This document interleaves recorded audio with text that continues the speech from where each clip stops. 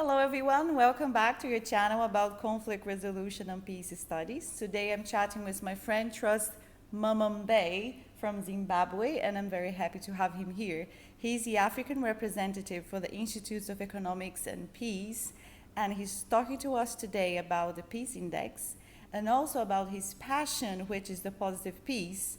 But to start with, could you please explain what you work with and how does a peace index, like where can we use it and how do you apply it? Oh, well, thank you very much, Diana, for having me here. It's a big pleasure to share with you what we are doing and what we are hoping for and what we hope the world to be in the near future. I work for the Institute for Economics and Peace, which is a global think tank on economics and peace, founded by Steve Kileli, based in Sydney, Australia. We have our head office in Australia, and we have offices in The Hague, the offices in Harare, Zimbabwe. We have the one other office in Australia. Now, what we do, we are the creators of the Global Peace Index, which I think is the flagship of the IEP. The Global Peace Index basically is a ranking of countries' peacefulness. In other words, how peaceful are countries? We use various indices, different types of indices to put together how peaceful our societies are. So you're looking at ranking, for example, if you in June, which is quite recently, we launched the 2017 Global Peace Index, which ranks our different countries according to their peacefulness. And you'll be happy to know that, for example, we have a good league of high-ranking countries that have been ranking very well in the Peace Index, countries like Iceland, Norway, and stuff like that. And there are reasons for it. Yes. And we have countries that also have been faring pretty badly. Syria, Brazil. Not so bad. But again, the Global Peace Index is not just a ranking of those countries. I think it is important for every country to get into it, look at the different indices that have made them to fare well or to fare badly. And I think that's important because it's about their role, their military roles, it's about their neighbors, it's about so many things that come in. It's about how much money they spend in the military, how much money they spend to defend themselves. It's about the crime levels. And as you say, Brazil could be on the high because of the gang issues and things like that. But it's a whole concoction of things, primarily 23 indices that we use to come up with the rating and the ranking for the country. And I think it's a very useful tool, useful for development agencies, useful for governments, so that you don't have to take it as a one-off and say, we've been ranked badly, we don't like this index. What you need to do is to look at it and say, okay, these are the things, these are the factors that have contributed to our low ranking, and this is what needs to be done. This is basically a summary of the Global Peace Index. And where can we find more information online? Yes, our website, Global Humanity, is our main web page. But if you go to IEP, you will see a lot of detail about the Global Peace Index. There's actually a very interactive map on the Global Peace Index. Yes. So I have been looking around this index, and it's quite amazing. You have all the colorful different numbers as well, so you can compare countries. And of course, Finland is one of the most peaceful countries in the world. And I'm afraid to say that Brazil is doing a little bad. It's unfortunate.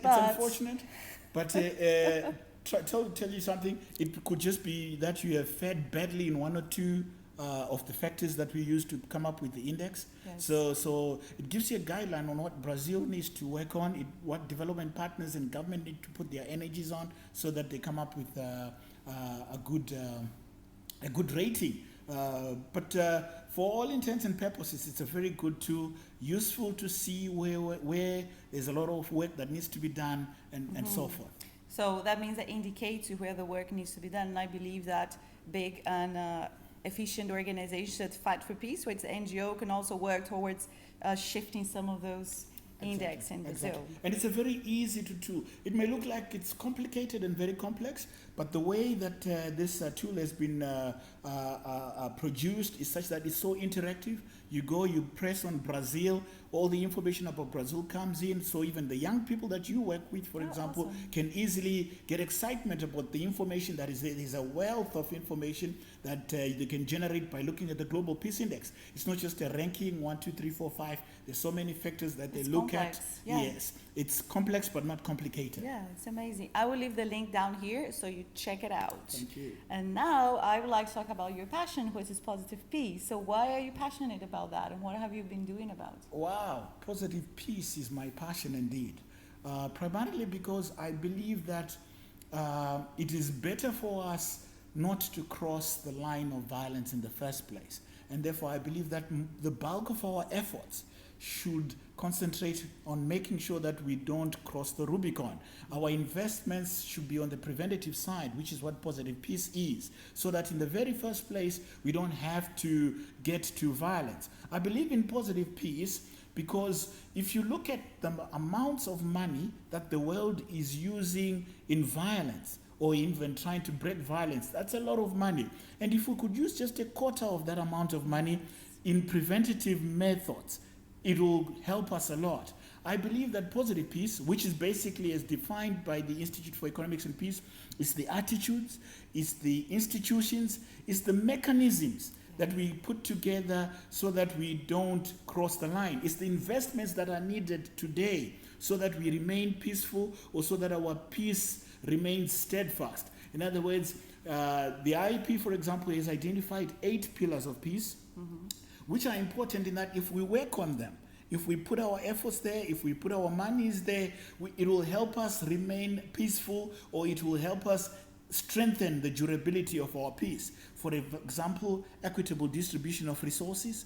I think equitable distribution of resources is key. If governments, if our societies could look at how resources are distributed, whether natural resources and so forth, it will help us to prevent getting into situations where people come up and say, we have not been treated fairly when it comes to resources. And because of that, we will avoid a lot of things. Secondly, you're looking at issues of government effectiveness.